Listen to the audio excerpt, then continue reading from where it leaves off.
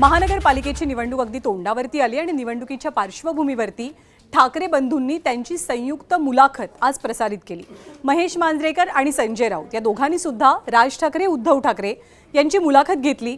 पण या मुलाखतीनंतर पुन्हा एकदा धुरंधर, रहमान डकेत, पाब्लो एस्कोबारची जोरदार चर्चा सुरू झाली आहे। या मुलाखतीदरम्यान ठाकरे बंधूंनी राज्यातल्या सरकारवर हल्ला चढवला। उपमुख्यमंत्री एकनाथ शिंदेंच्या साताऱ्यात आणि ज्यामुळे शिंदेंच्या भावाचं नाव चर्चेत आलं त्या ड्रग्ज प्रकरणाचा धागा पकडून ठाकरेंनी कठोर शाब्दिक वार केल्यात। राज्यातील पाब्लो एस्कोबार नेमका कोण आहे तो शोधायला हवा या शब्दात उद्धव ठाकरेंनी सुद्धा टीका केली। यानंतर भाजपने सुद्धा ठाकरे बंधूंवरती हल्ला चढवलाय। सोबतच बऱ्याचशा ठिकाणी झालेल्या बिनविरोध निवडींवरती आक्षेप घेत नोटांमुळे नोटाचं बटन दाबण्याची संधी सुद्धा उरलेली नाही असा गंभीर आरोप राज ठाकरेंनी केलाय।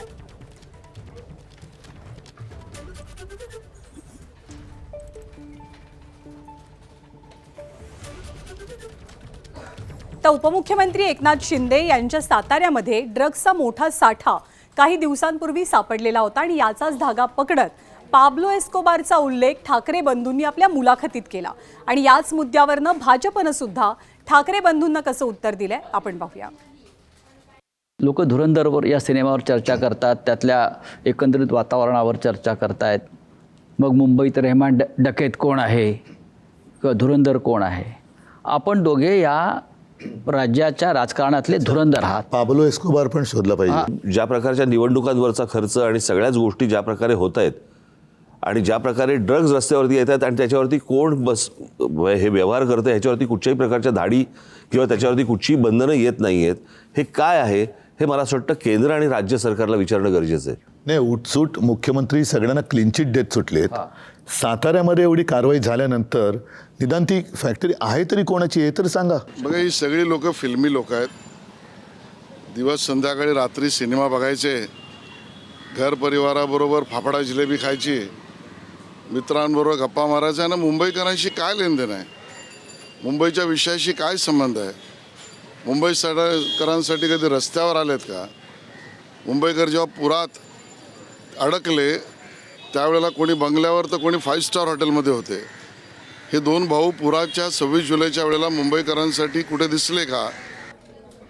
आणि मुंबईच्या सध्याच्या अवस्थेवरनं सुद्धा ठाकरे बंधूंनी सत्ताधाऱ्यांवरती जोरदार हल्लाबोल केला। पण सत्ताधाऱ्यांनी सुद्धा ठाकरे बंधूंना प्रत्युत्तर दिलेलं आहे। त्याने महाराष्ट्राचं डेथ वॉरंट काढलेलं नाही, एक मिनिट। देवेंद्र फडणवीस नागपूरचे, अजून बाकीचे सगळे बाहेरचे। मुंबईमध्ये मुंबईकरांना काय पाहिजे हे मला असं वाटतं मुंबईत तुम्हाला तिथे जन्माला आल्याशिवाय कळणार नाही। बाहेर येऊन ज्यावेळेला तुम्ही ती एखादी गोष्ट बघता, शहर बघता किंवा एखादा देश बघता ना, तुम्हाला समजणारच नाही तिथले प्रश्न काय ते। आता उदाहरणार्थ समजा तुमचा कुठचा काय गृहनिर्माण मंत्री किंवा अजून कुठचा PWD मिनिस्टर किंवा अजून कुठेतरी हे बाहेरचे ज्यावेळेला येतात, ते ज्यावेळेला मुंबईत येतात त्यावेळेला त्यांना प्रश्न पडतो, सारा प्रॉब्लेम काय शहराचा? मुंबई वाचवण्यासाठी एकत्र आले त्यांनी। मुंबई वाचवली का? मुंबई खड्ड्यात तुम्ही टाकलेली, त्याला वाचवायचा प्रयत्न आम्ही करतो।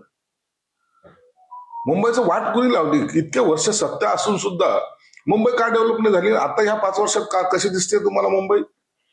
म्हणून डेव्हलपमेंटचा विषय तुमचा नव्हता, पर्सेंटेजचा विषय तुमचा होता।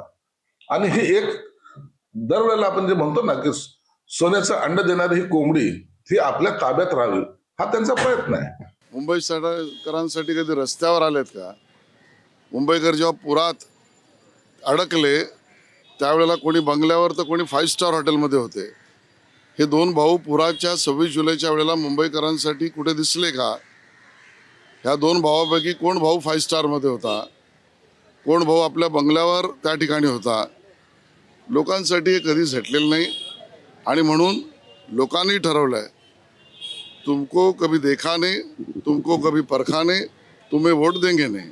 सांगण्यासारखं 25 वर्षात काही नाही, म्हणून अशा प्रकारचे मुद्दे ते मांडतायत। आणि म्हणून मी त्यांना पुन्हा एकदा, म्हणजे माझा सल्ला ते ऐकतील असं नाही, फुकटचे सल्लेही देऊ नयेत तरी सल्ला देतो, आपला स्क्रिप्ट रायटर बदला। राज ठाकरेंनी पण असं म्हटलं त्यामध्ये की मुंबई ही महाराष्ट्रापासून तोडायची आहे, त्यामुळे नाही, तेच सांगितलं ना मी। कसं आहे की ही स्क्रिप्ट किती वर्ष तुम्ही चालवणार आहे? आता कोणी ती स्क्रिप्ट बाय करणारा राहिला नाही। आता महाराष्ट्रातल्या ना मुंबईच्या प्रत्येक नागरिकाला माहिती आहे की जोपर्यंत चंद्र आणि सूर्य आहे तोपर्यंत मुंबई महाराष्ट्राचीच आहे. एबीपी माझा, उघडा डोळे बघा नीट.